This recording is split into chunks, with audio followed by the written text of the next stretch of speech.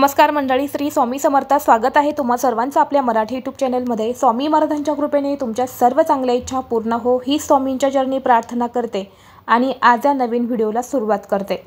येत्या 24 मार्चला म्हणजे रविवारी या दिवशी आलेले आहेत होळी. होळी हा सण आपल्या हिंदू धर्मामध्ये अगदी महत्त्वाचा आणि आनंदाचा दिवस मानला जातो. या दिवशी होळीचे दहन केले जाते आणि या होळीमध्ये आपण आपल्या घरामध्ये आपल्यामध्ये असणारी नकारात्मकता, वाईट शक्ती या होळीमध्ये जाळून भस्म करत असतो.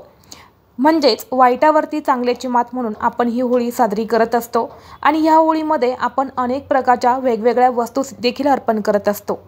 तर आज या व्हिडिओमध्ये मी तुम्हाला अतिशय महत्त्वाची माहिती सांगणार आहे. तर आपल्याला या होळीची पूजा जी आहे तर ती कशी करायची आहेत, होळीला नक्की कोणत्या वस्तू अर्पण करायला हव्यात, त्याचबरोबर अशा कोणत्या वस्तू आहेत ज्या होळीमध्ये चुकूनही अर्पण करू नये. बरेच लोक होळीमध्ये या वस्तू अर्पण करताना अनेक प्रकारच्या चुका करतात आणि म्हणूनच होळीची पूजा करूनही किंवा वस्तू अर्पण करूनही आपल्याला त्या उपायाचं किंवा त्या सेवेचं फळ हे मिळत नाही. त्याचबरोबर या होळीच्या दिवशी हुताशनी पौर्णिमासुद्धा आहे आणि पौर्णिमा ही साक्षात माता लक्ष्मीला समर्पित असते.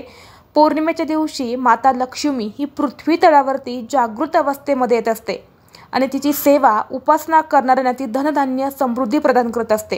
यामुळे माता लक्ष्मीला प्रसन्न करून घेण्यासाठी संध्याकाळी आपल्याला अशा ठिकाणी एक दिवा देखील लावायचा आहे. तर नक्की पूजा ही कशी करायची आहे, दिवा हा कसा लावायचा आहे, कुठे लावायचा आहे, कोणत्या वस्तू अर्पण करायच्या आहेत, कोणत्या वस्तू अर्पण करायच्या नाहीत, याबद्दलची संपूर्ण माहिती मी तुम्हाला आज या व्हिडिओमध्ये सांगणार आहे.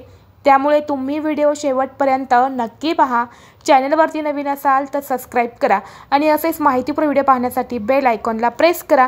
म्हणजे जेव्हा कधी मी नवीन व्हिडिओ अपलोड करेल त्याचं नोटिफिकेशन सर्वात अगोदर तुम्हाला भेटेल आणि तुम्ही एक पण व्हिडिओ मिस करणार नाही. तर पहा, होळीचं प्रतिपण जे आहे तर 24 मार्चला होणार आहे. फाल्गुन पौर्णिमेचा प्रारंभ जो आहे तर तो सुद्धा 24 मार्चला सकाळी 9:54 होणार आहे आणि या पौर्णिमेची समाप्ती जी आहे तर ती 25 मार्चला दुपारी 12:29 होणार आहे.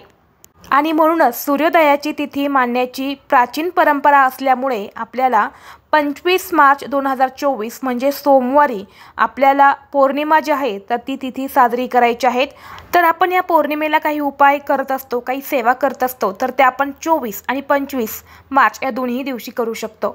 होळीचं प्रतिपद पूजन जे आहे तर ते आपल्याला 24 मार्चलाच करायचं आहे. म्हणजे रविवारच्या दिवशी प्रदोष काळानंतर आपल्याला होळीची पूजा ही करायची आहे. म्हणजे होळीचं दहन जे आहे तर ते करायचं आहे असं आपल्या हिंदू पंचांगानुसार सांगण्यात आलेलं आहे.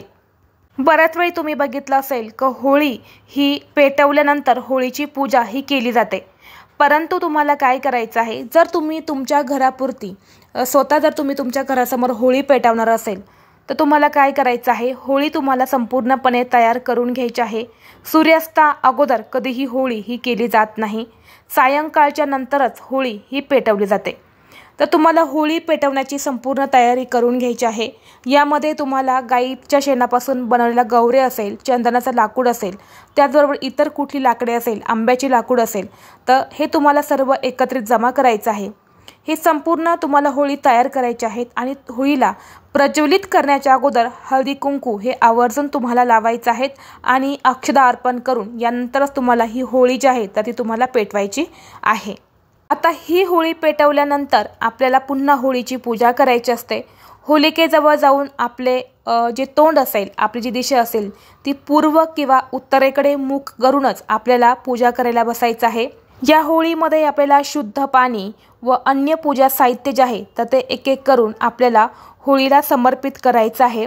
पूजा करून झाल्यानंतर आपल्याला पाण्याचा अर्घ जो आहे तर तो आवर्जून आपल्याला होळीला द्यायचा आहे. 1 कलश पाणी, अक्षदा, गंध, पुष्प, गूळ, त्याचबरोबर साबुदाणा, हळद, हिरवे मूग, बत्तासे, गुलाल, नारळ, पुरणपोळी इत्यादी ज्या वस्तू आहेत तर या आपल्याला होळीला आहुती दिल्यानंतर अर्पण करायच्या आहेत.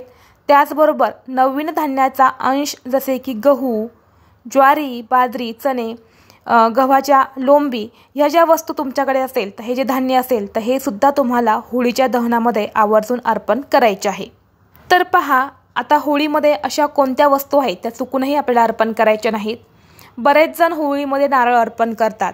अतिशय योग्य आहे, होळीमध्ये नारळ हा अर्पण केलाच जातो, परंतु बरेच जण त्या नारळामध्ये पाणी असेल असा नारळसुद्धा अर्पण करतात। पण चुकूनही ज्या नारळामध्ये पाणी असतं तो नारळ होळीमध्ये अर्पण केला जात नाही।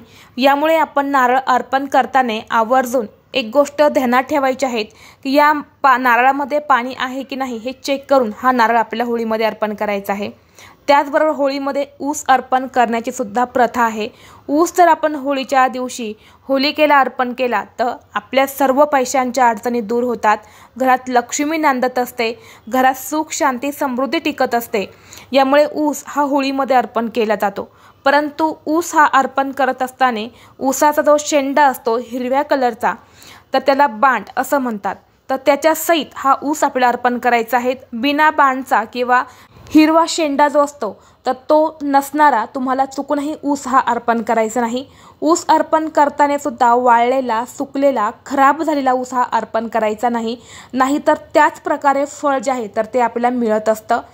आपण होळीमध्ये ज्या वस्तू अर्पण करतो ना त्याचं फळ आपल्याला मिळत असतं। यामुळे आपण चांगल्या वस्तू होलिकेला अर्पण केल्या तर नक्कीच चांगलं फळ आपल्याला हे प्राप्त होईल। यामुळे होळीमध्ये जे ऊस आणि नारळ आपण अर्पण करणार आहेत ते चांगल्याच प्रकारचं आपल्याला वापरायचं आहे।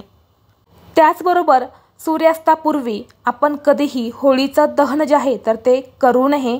तसेच तुम्हाला होळीमध्ये भाजलेले जे पदार्थ असतील जसे की नारळ आपण टाकला तो नारळ, त्याचबरोबर तुम्ही इतर धान्य गहू, ज्वारी, बाजरी जर टाकली असेल आणि ती जर तुम्ही होळीमध्ये भाजून जर खाल्ली तर आपलं शरीर जे आहे तर ते निरोगी राहतं।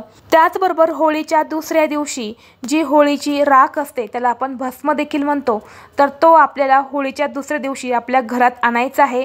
आपल्या घरामध्ये आणल्याने आपल्या घरातील नकारात्मक शक्तींचा नायनाट होतो अशी प्राचीन मान्यता आहे। यामुळे तुम्ही सुद्धा हा एक छोटासा उपाय होळीच्या दुसऱ्या दिवशी म्हणजे 25 मार्चला नक्की करा।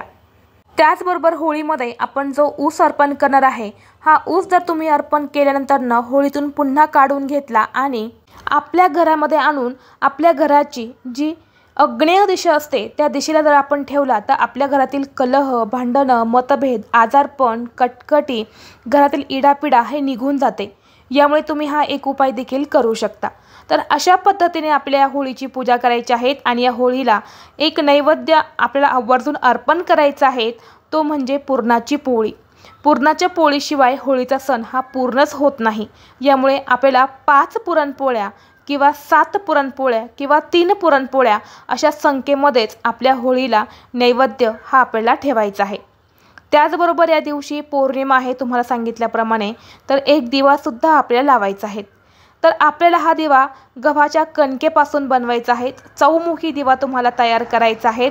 हा चौमुखी दिवा तुम्ही तयार केल्यानंतर यामध्ये आपल्याला 4 लांब कापसाच्या वाती घालायच्या आहेत आणि यानंतर हा दिवा आपल्याला प्रज्वलित करून आपल्या घराच्या मुख्य दरवाजावरती सायंकाळी लक्ष्मी येण्याच्या वेळी लावायचा आहे।